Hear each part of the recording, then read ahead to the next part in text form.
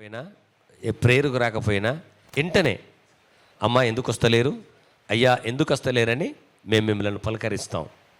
అది మా దగ్గర ఉంది. ఇది ఎందుకు పలకరిస్తామంటే ఏదో మేము తక్కువే కాదు. నేను మళ్ళీ చెప్తున్నా, నా ఆత్మీయ బిడ్డలు రాలేరని బాధ. ఒకరున్నా, ఇద్దరున్నా, ముగ్గురున్నా మా పని, మా డ్యూటీ ఏంది? బస్సు డ్రైవర్ ఏం చేస్తాడు? ఇద్దరున్నా తీసుకుపోతాడు కదా. ఒకరున్నా ఆయన డ్యూటీ. నా డ్యూటీ ఏంది? దేవుడు పిలిచేంత వరకు మేము దేవుని సేవ చేస్తూ ఉండాలి. చిన్న ప్రార్థన. తండ్రి, ఇంతవరకు చక్కని ఆరాధనలో ఉన్నావు కనుక ఈ వాక్యం ద్వారా నాతో మాతో మాట్లాడి మహిమ పొందమని యేసు నామమున వేడుకుంటున్నాం తండ్రి. దయచేసి ఆమేన్ రాసుకోండి. ఈ పాయింట్స్ గుర్తుపెట్టుకోండి. మీ కుటుంబాలు దీవింపబడతాయి. నేను మళ్ళీ చెప్తున్నా, మేము ఎందుకు దీవింపబడుతున్నాం? మేము దేవునికి లోబడుతున్నాం. మీ అందరికీ తెలిసిన విషయమే. బ్యాంక్ బ్యాలెన్స్ పెట్టుకొని సేవకు రాలా. బ్యాంక్ నిల్ బ్యాలెన్స్ ఉండే అప్పుడు నా అకౌంటే లేదు. అప్పుడు నాకు అకౌంటే లేదు. ఇప్పుడు అకౌంట్ల మీద అకౌంట్లు ఉంటాయి. ఎందుకు? దేవుడు ఇస్తాడు. ఆమేన్, ఆమేన్. కొంతమంది చెప్పుకోవడానికి దాచుకుంటారు. ఈ మీ అయ్యగారు ఏది దాచుకోడు. దేవుడు ఆశీర్వదించింది అంత క్లియర్ కనబడుతుంది. Praise God. ఈ విషయాన్ని మీరు గుర్తుపెట్టుకోండి. మొదటిగా చూడండి, మొదటి కొరింథీ రాసిన పత్రిక 15వ అధ్యాయం 10వ వచనాన్ని మీరందరూ ఈ వాక్యం చాలా జాగ్రత్తగానండి. మీ కుటుంబాలు బాగు కావాలంటే, మీ కుటుంబాలు మారాలంటే, మీ కుటుంబంలో ఉండవలసిన లక్షణాలు ఇవి. దాటి ద్వారానే మీకు ఆశీర్వదింపబడుతుంది. మొదటి అపోస్తుడైన పౌలు చెప్తున్నాడు ఏ విధంగా ఆశ్రయింపబడాలని. 15వ అధ్యాయం 10వ వచనం. అయినను నేనేమై ఉన్నానో అది దేవుని కృప వలనే అయ్యున్నాను. ఏంటంటే ఏమన్నాడు ఇక్కడ? నేనేమై ఉన్నానో అది దేవుని కృప వలననే. ఇక్కడ మీరున్న వారు, మీ కుటుంబంలో మీరున్న మీరు, నేను ఈరోజు ఈ స్థితిలో ఉన్నానంటే దేవుని కృప వలన ఉన్నానని మీరు చెప్పాలి. Praise God. హల్లెలూయా. చాలామందిలో దేవుని కృప చెప్పారు. నేను కష్టపడింది ఇది రాలేదా అంటారు. అప్పుడు దేవుడు నీకు దూరం అయిపోతాడు. పౌలు గారు అంటున్నారు ఇక్కడ ఈ మాట, నేనేమై ఉన్నానో దేవుని కృప వలన. కృప వలన మనందరం, ఇప్పుడు నేనున్నాను కదా, దేవుని కృప వలన ఈ స్థాయిలో ఉన్నాను. మరియు నాకు అనుగ్రహింపబడిన ఆయన కృప నిష్ఫలము కాలేదు, కానీ వారందరికంటే నేను ఎక్కువగా ప్రయాసపడి తిని, ప్రయాసపడినది నేను కాను, నాకు తోడయున్న దేవుని కృపయే. హల్లెలూయా, హల్లెలూయా. మళ్ళీ చెప్తున్నాను, మీ కుటుంబం ఉండవలసింది ఏంటి? మొదటిది దేవుని కృప. దేవుని కృప. కృప. నేను ప్రయాసపడుతున్నాను కానీ నాకు ఫలితం ఇచ్చేది ఎవరు? యేసయ్య. నువ్వు చేసేదాన్ని నేను ఆశీర్వదిస్తేనే తప్ప అది ఫలించలేదు. పౌలు గారు అదే చెప్తున్నాడు. నేను కష్టపడ్డా, నన్ను కష్టపడడానికి నాకు వర్క్ ఇచ్చింది దేవుడే. అందుకనే ప్రతి కుటుంబంలో ఉండవలసింది ఏంటంటే అది దేవుని కృప. దేవుని యొక్క కృప మాతో ఉంది కనుక మేము ఆశీర్వదింపబడుతున్నాం. So praise God. ఎప్పుడైతే నువ్వు దేవుణ్ణి క్రాస్ చేసి వెళ్ళిపోతావో అప్పుడు సాతాను మన దగ్గర అవుతాడు. మళ్ళీ చెప్తున్నాను, పౌలు గారు అదే పత్రిక రాస్తున్నాడు. ఇక్కడ ఈ పత్రిక రాస్తూ చెప్తున్నాడు, చక్కగా మనకు వివరిస్తున్నాడు. మరి ఈ రోజుల్లో మనము ఏ స్థితిలో ఉన్నామో ఒకసారి మీరు ఆలోచించాలి. అందుకు ఆయన నేనేమై ఉన్నానో అది దేవుని కృప వలనే. Praise God. హల్లెలూయా. చాలా మటుకు ఏం చేస్తామంటే, కొద్దిగా ఉందనుకో దేవునికి నమ్మకంగా ఉంటాం, ఇంకా కొద్దిగా వచ్చిందనుకో నమ్మకంగా ఉంటాం, బాగా ఇచ్చిండనుకో ఇక మన మధ్యలో మార్పు వస్తుంది, రావద్దు. ఇదే ఎప్పుడైతే మనలో మార్పు స్టార్ట్ అవుతుందో ఆశీర్వాదం తగ్గిపోతుంది. అందుకే నీకు ఏమంటుండే, నేనేమై ఉన్నానో అది దేవుని కృప వలనే అయినను మరియు నాకు అనుగ్రహింపబడిన ఆయన కృప నిలుచడం కాలేదు, కానీ వారందరికంటే నేను ఎక్కువగా ప్రయాసపడి తిని ప్రయాసపడినది నేను కాను, నాకు తోడయ్యున్న దేవుని కృపయే. మన ఇంట్లో ఏముండాలా? మొదటగా దేవుని కృప. ప్రైజ్ ది గాడ్, హల్లెలూయా. దేవుని కృప. అందుకనే దావీదు మహారాజు అంటాడు కీర్తన 128లో, నిజంగా ఇది కుటుంబంలో స్త్రీలు ఎవ్రీడే, పురుషులు స్త్రీలు చదువుకోవాలి మీరు. ఇది దావీదు ఒక బైబిల్ దావీదు కీర్తన 120లో ఏముంది? ఒకళ్ళు చెప్పండి, మీరు అక్కడ వాళ్ళు చెప్పండి. చూడండి, ఇది మొదటి వాక్యము, మీ కుటుంబంలో ఆశీర్వాద వాక్యము. ఇది మీకు లేకపోతే ఆశీర్వాదాలు ఎట్లా వస్తాయి?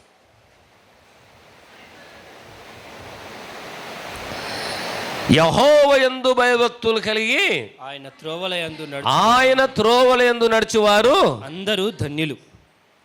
ఎవరట ధన్యులు? ఆయన త్రోవలయందు నడుచువారు అందరూ. అది ఎందుకట ధన్యులు?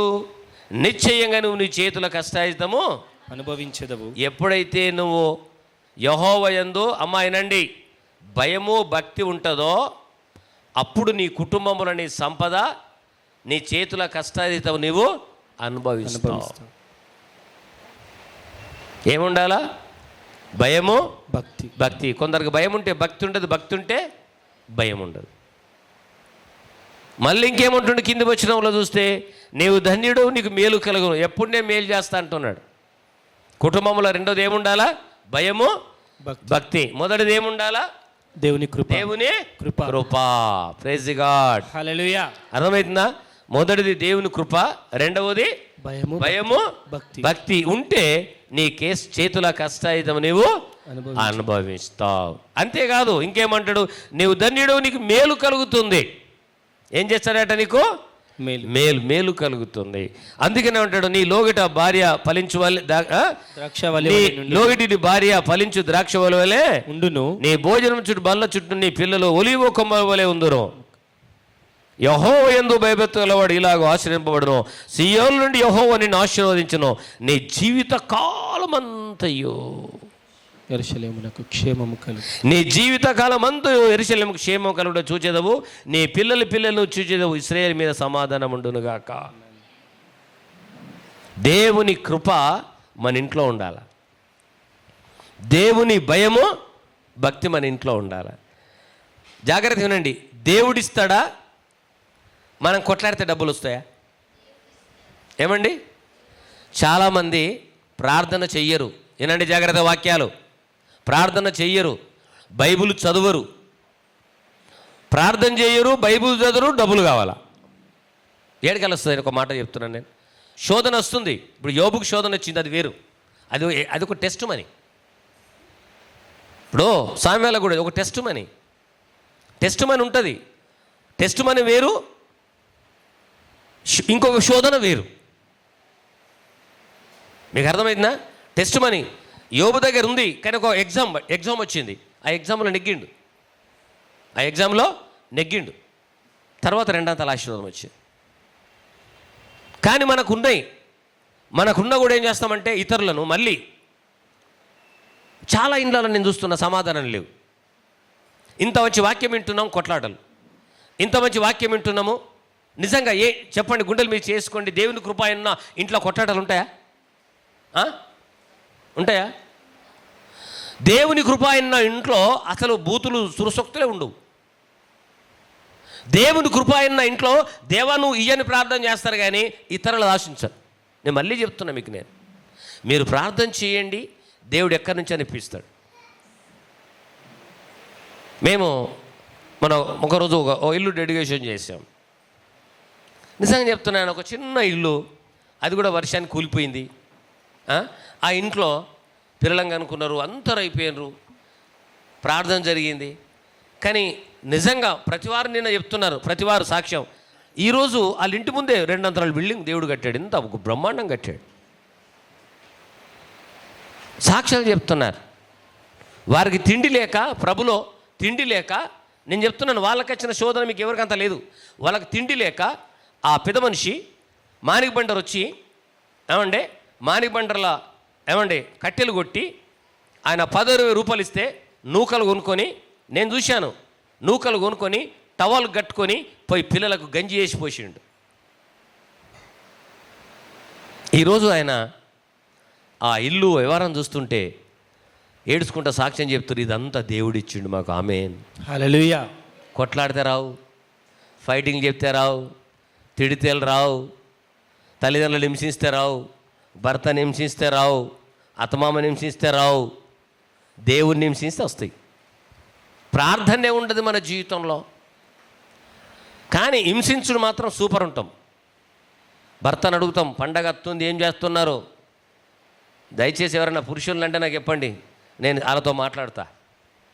అప్పుడు చెప్పండి, మీ ఇంటికి వెళ్ళి తీసుకురండి అని చెప్పండి.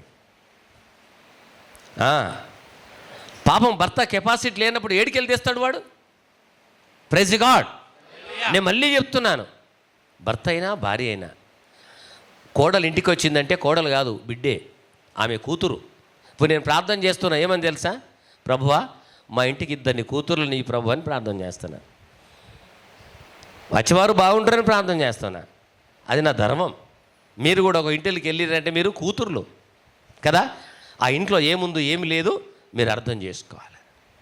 నేను నిన్న అలా సాక్ష్యాలు ఇంటి ఏడ్చిన, నిజం చెప్తున్నాను. దేవుడు నిత్యం మనలను ఆశీర్వాదం ఉండడానికే మనల్ని దేవుడు ఎన్నుకున్నాడు. కనుక ఈరోజు నేను చెప్పే విషయం ఏంటంటే, ప్రభు చెప్పేది, మన ఇంట్లో ఉండవలసింది మొదటిది ఏంది, దేవుని కృప. రెండవది భయము భక్తి.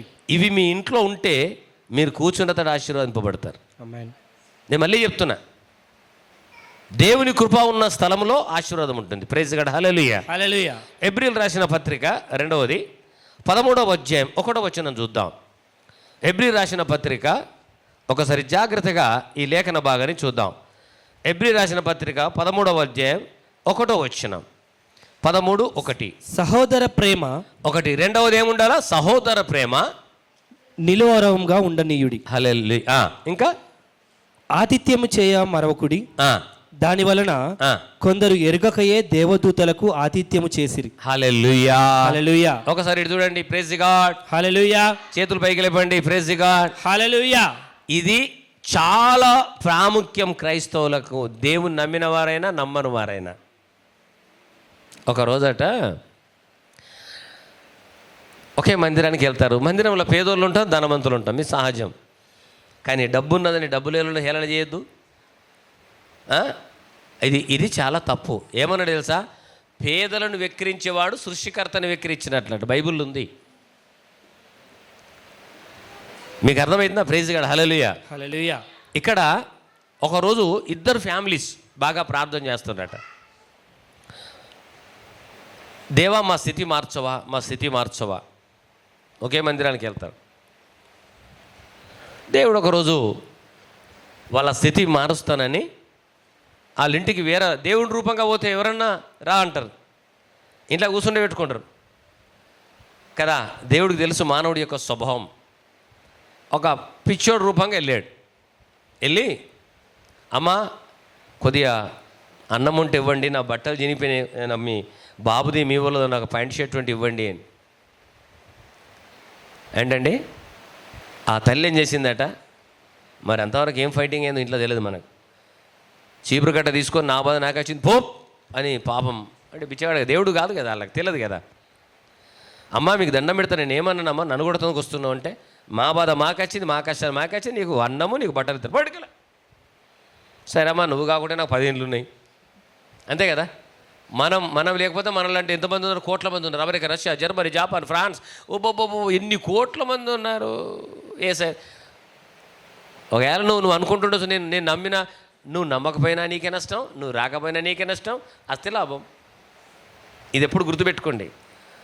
నేను సేవ చేయకపోయినా నాలుగు 10 మంది ఉడతారు, ఆగదు కదా పరిచర్య. అయితే పక్కింటికి వెళ్ళిండట. పక్కింటికి వెళ్ళి, ఇప్పుడు ఇడ కొందరు ఆడుకోవడానికి వస్తారు చూడు, హిందూసే. మా ఇంటికి రాగానే దేవుని పాట పాడతారు, హల్లెలూయా స్తుతి. ఎందుకంటే అయ్యగారు ఖచ్చితంగా అయ్యగారు ఉన్నాడు పసిలిస్తాడని. మళ్ళా దాటితే వాళ్ళు ఇంకొక పాట పాడతాడు. ఏం చేస్తాను ఆ పాట చూడగానే పోయి 100 రూపాయలు ఇచ్చేస్తాయ్యా, అది ఖుషి. అంటే వాళ్ళకి తెలుసు అన్నమాట, ఈ పాట అయ్యగారు వాడితే డబ్బులు వస్తాయి, ఎందుకంటే నా పాస్టర్ అని వాళ్ళకు కూడా తెలుసు. సరే మనకు 100-50 ఇస్తే మనం పేదోళం కాం అవుతామా? మనకు దేవుడు లక్షలు ఇస్తున్నాడు, 1000 ఇస్తున్నాడు, ఒక 50 మంది ఇస్తే మనం పేదోళ్ళు అవుతామా? అది మీరు మైండ్లో ఫీడ్ చేసుకోండి ఫస్ట్. పక్కింటికి వెళ్ళాడు, ఏంటి అమ్మా, అయ్యా చాలా రోజులైందమ్మా, ఆకలి అవుతున్నది, బట్టలు చినిపోయినాయి. అలా బాబాయ్ పాపం మంచి బట్టలట, మంచి బట్టలు. వాళ్ళు నైట్ ఇంకా పొద్దున వండలేరట, నైట్ చికెన్ వండుకున్నారట. అమ్మ మేము నైట్ అయితే వండుకున్నాం అయ్యా అంటే, అదే అని సరే అని వాళ్ళ ప్లేట్లు వేసి కూర్చుండబెట్టి, తినిపో అయ్యా నువ్వు ఆకలితో అంటున్నావు కదా అని నీళ్ళు పెట్టి ఆయన కడుపు నిండా తిని ఆ బట్టలు మాత్రం తీసుకొని పోయేటప్పుడు అన్నాడట, దేవుడు నేను విస్తారంగా దీవించునుగాక అని ఆశీర్వాదం ఇచ్చి. కానీ ఎవరో తెలియదు, ఎవరో తెలియదు. అలా బాబు కొయ్యట్లో ఉంటున్నాడట. ఎక్కడ? కొయ్యట్.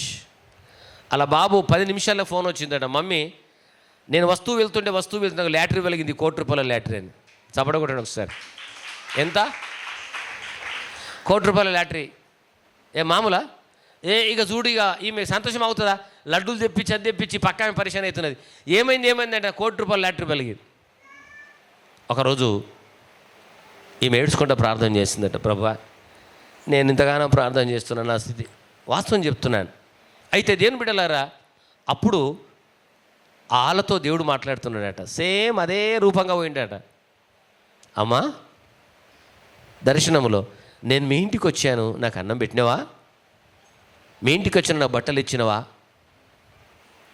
ఏంటండి ఈ మాట బైబిల్ ఉంది, మళ్ళీ చదువు ఎబ్రీ రాసిన పత్రిక మీరు చూడండి. ఫస్ట్ మన ఇంట్లో ఏముండాలి, ఇంకోటి ఏముండాలమ్మా? అసలు ఆ సహోదర ప్రేమలు ఉన్నాయా? నిజం చెప్తున్నా, ఉన్నాయా?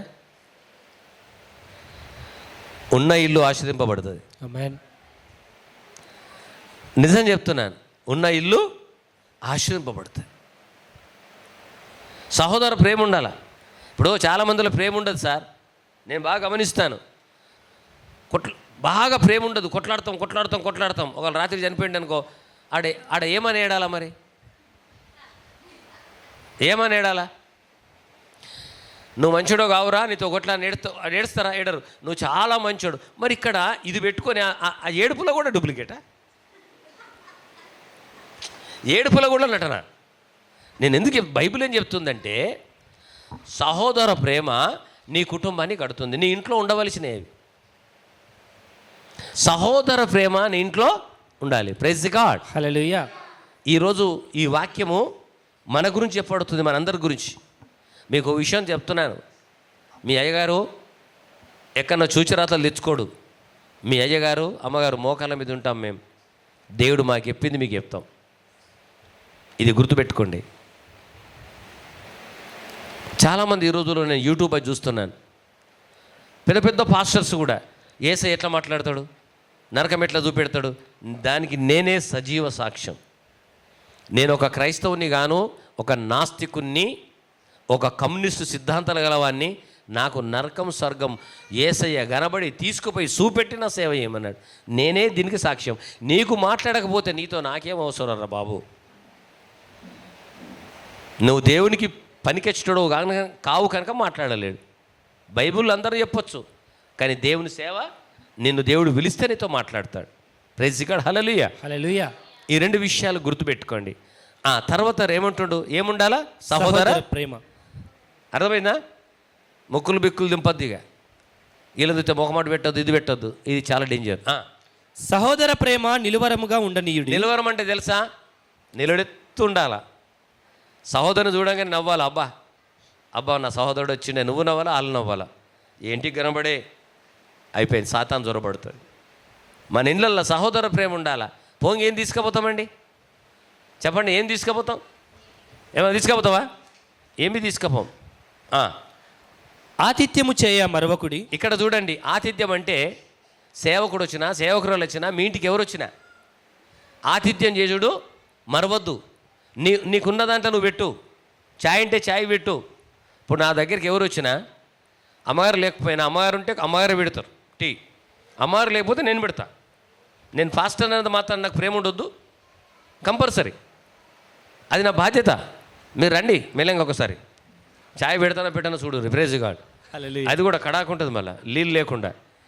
Praise God hallelujah. హల్లెలూయా. మీరన్నీ నీళ్ళు పోసి పెడతారు కానీ నేను నీళ్ళు పోకుండా పెడతాను మీకు. అది నా బాధ్యత. ఎందుకు? మీరు నా దగ్గరికి వస్తారు కనుక ఇది కంపల్సరీ ఉండాలా. ఈ ఇంట్లో ఉండవలసిన లక్షణాలు, మెయిన్ కిచెన్ రూమ్లో ఉండవలసిన లక్షణాలు ఇవి. డేక్షలు ఎత్తేసుడు ఇవి ఉంటే మాత్రం ఇల్లు ఎత్తేసినట్టే ఉంటుంది. చాలామంది భర్త మీద కోపం డేక్షల మీద తీస్తారు, డేక్ష మీద కోపం ఇడు తీస్తారు, పిల్లల మీద తీస్తారు.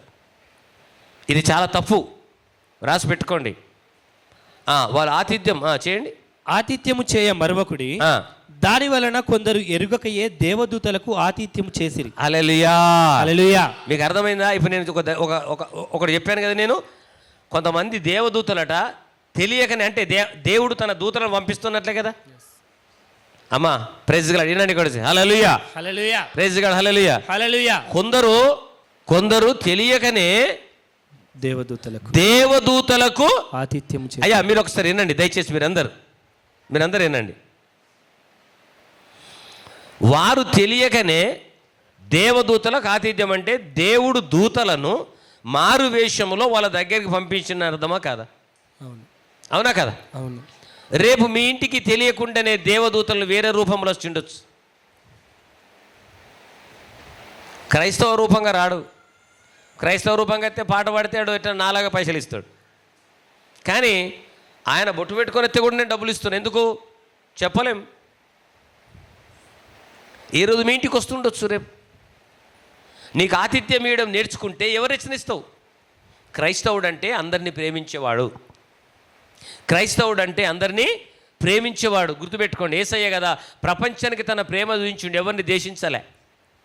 కొరడలతో కొట్టారు, ఏమన్నాడు? రాళ్లతో కొట్టారు, తల మీద ముళ్ళ కిరీటం పెట్టారు, ఉమ్మేశారు, కాళ్ళకు చేతులు సాదాగా కాదు, ఒక్క సెకండ్లో ప్రపంచాన్ని ఫినిష్ చేస్తాడు ఆయన. ఏమన్నాడు తెలుసా? ప్రభువా వాళ్ళు ఏం చేస్తారో తెలియదు, వారి పాపం పోవాలంటే నేను అనుభవించాలా. దాని కొరకు యేసయ్య ఎందుకు దేవుడు అంటే మనల్ని ప్రేమించిన వాడు, మనల్ని ప్రేమిస్తున్నాడు. కొట్టేవాడు మనోడు కాడని దేశించిండా? చెప్పండి ఒకసారి. కొట్టేవాడు మనోడు కాకపోయినా ప్రేమించిండు, పక్కల బల్లెం పొట్లు పొడిచినా ప్రేమించిండు. మరి ఈరోజు ఏం చేస్తున్నావు? ఆ ప్రేమ నీలో ఉందా? ఆ ప్రేమ నీ ఇంట్లో ఉందా? ఇది నేర్చుకోండి ఈరోజు. సరే, ఇప్పుడు ఒకరు మంచోళ్ళు గారని నువ్వు అనుకున్నావు అనుకో, మీరు మంచోళ్ళు కదా, నువ్వు ప్రేమించు. ఇప్పుడు ఎగ్జామ్ చెప్తున్నాను, ప్రశాంత్ నేను ఇద్దరం ఉన్నా. నేను ప్రశాంత్నంట ఆడు మంచోడు గాడు, నేను వాడితో మాట్లాడాని, వాడు మంచోడు గాడని తెలుసు, నేను మంచోని కదా, మరి నేనంటే దేశిస్తే నేను ఆడికైనా డబ్బులు మంచోని గాను. గుర్తుపెట్టుకోండి. Praise God. హల్లెలూయా. అమ్మా వినండి. Praise God. హల్లెలూయా. వాడు మంచోడు గాడని నేను అనుకుంటే నేను వాడిని ప్రేమించాలా. వాడిని నేను దేశించిన అనుకో, మరి వాడికి నాకు ఏం తేడా ఉంది? ఏమైనా ఉందో తేడా? లేదండి. వాడు మంచోడు గాడు, వాళ్ళు మంచోళ్ళు గారు, వాళ్ళు అసుంటోళ్ళు, మరి నువ్వు మంచోళ్ళు కదా, నీకు ప్రేమించే లక్షణం ఎక్కడుంది? అదే యేసయ్యలో ఉంది. ఎవడు కొట్టాడో వాడిని ప్రేమించాడు, తిట్టేవాడిని ప్రేమించాడు, బట్టలు చింపేసినా ప్రేమించాడు. Praise God. హల్లెలూయా. అందుకనే ఆతిథ్యం ఇవ్వడము ఎప్పుడు కూడా మరవద్దు. ఎవరికి కూడా మనము ఏమండి పగ ద్వేషం ఉండడానికి వీల్లేదు. ఇవి ఇంట్లో ఉండవలసిన లక్షణాలు. ఇవి నీ ఇంట్లో ఉంటే సాతాను రాడు. నువ్వు ముండ్ల కంచె పెట్టుకుంటే ముండ్లాగానే ఉంటుంది, ఏదో రాసుకొని పెట్టుకుంటే అది రాసినట్లే ఉంటుంది. గుమ్మడికాయ పెట్టుకో, గుమ్మడికాయ తోటలో ఉంటాయి, ఈడగట్టుకుంటే ఈడెండిపోతాయి. ఆడెవరో రైల్వే స్టేషన్లో ముండ్ల కంచె అమ్ముతాడు, నెత్తి మీద పెట్టుకుని వస్తాడు ఆడికి దందా కొరకు.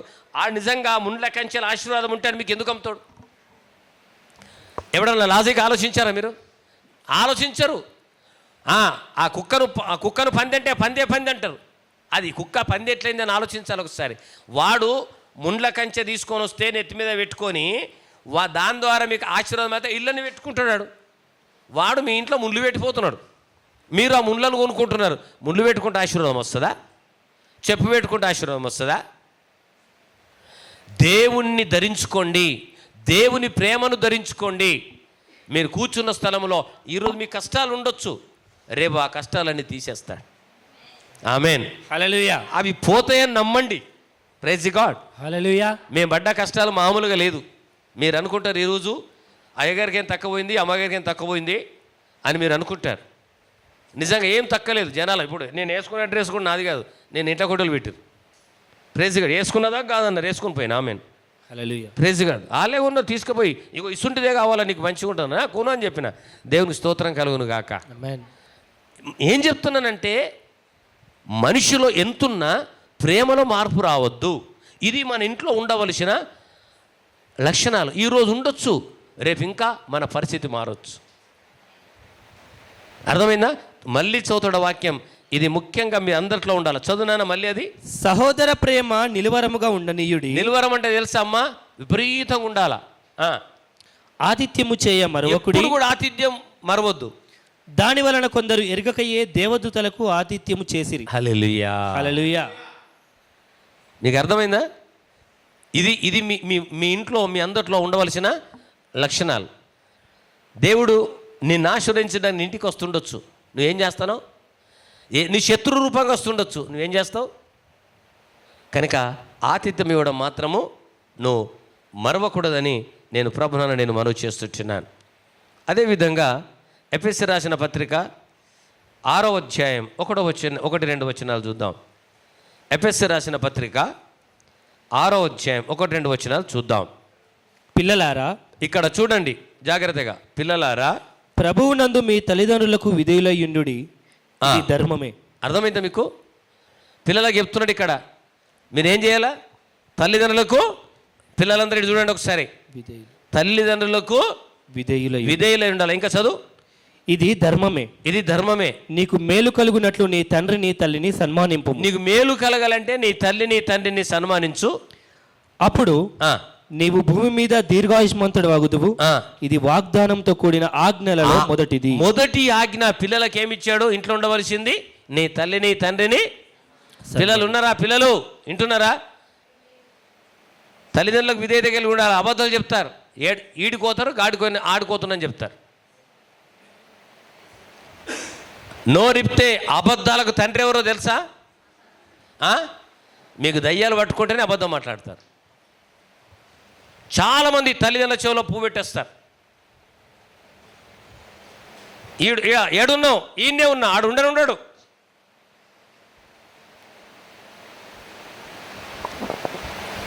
ఆజ్ఞలో దేవుడిచ్చిన మొదటి ఆజ్ఞ ఏమంటుంది తెలిసేది? నీ తల్లిని తండ్రిని సన్మానించు. వారికి ఎప్పుడు అబద్ధం చెప్పకు. ఈ అబద్ధం చేయడం బట్టే మనుషులు పడిపోతున్నారు. పిల్లలు తల్లిదండ్రులకు అబద్ధం చెప్పినా ఇల్లు నాశనం అవుతుంది, ఆ ఇల్లు పాడవుతుంది. ఎందుకు? నీతోటి మీ ఇంట్లోకి ఎవరు వస్తారు? Satan. Right? Praise God. Hallelujah. ఇవి పిల్లలకు మీరు నేర్పాలి. పిల్లలకు మీరు నేర్పాలి. బాలు నడవలసిన త్రోవల వాడిని నడిపించుము. వాడు పెద్దవాడైపోయినప్పుడు దారి తప్పు పోడు. కానీ దేవుని మందిరానికి వచ్చినాక చాలామందిని చూస్తాను, మందిరానికి వచ్చినప్పుడు పిల్లలకు అలవాటు చేస్తారు. ఏం అలవాటు? ఈయనే తినుండ్రా, ఇంటికి కొనాక మీరు ఏం తినరని. మీ పొరపాటు మీద వాళ్ళదా? దేవుని మందిరంలో తినద్దు, పాస్తంకులు కొడతాడు, దేవుడు కొడతాడు, పోయినప్పుడు తిందామని చెప్పాలా. మీరే వాళ్ళకి నేర్పినాక వాళ్ళు ఏం చేస్తారు చెప్పు? వాళ్ళ పుట్టిన పిల్లలకు కూడా అదే నేర్పుతారు. వాళ్ళు పొరపాటు ఎవరిది? అందుకనే పిల్లలు, ఇది ఆజ్ఞ. మీ తల్లిదండ్రులకు అబద్ధము చెప్పకూడదు. అవునంటే అవును, కాదంటే కాదు. Praise God. హల్లెలూయా. హల్లెలూయా. ఈ ఒక్క అబద్ధము నీ జీవితాన్ని పాడు చేస్తుంది. ఇవి మన ఇంట్లో ఉండవలసిన ప్రాముఖ్యమైన విషయాలు. ఈ రోజు నుంచి మీరు నేర్పండి మీ పిల్లలకు. అర్థమైందా? ఈ రోజు నుంచి మీరు నేర్పండి మీ పిల్లలకు. ఇప్పుడు ఇంతమంది ఒక స్టోరీ చెప్పాను, పాస్టమ్మ కూడా చెప్పింది.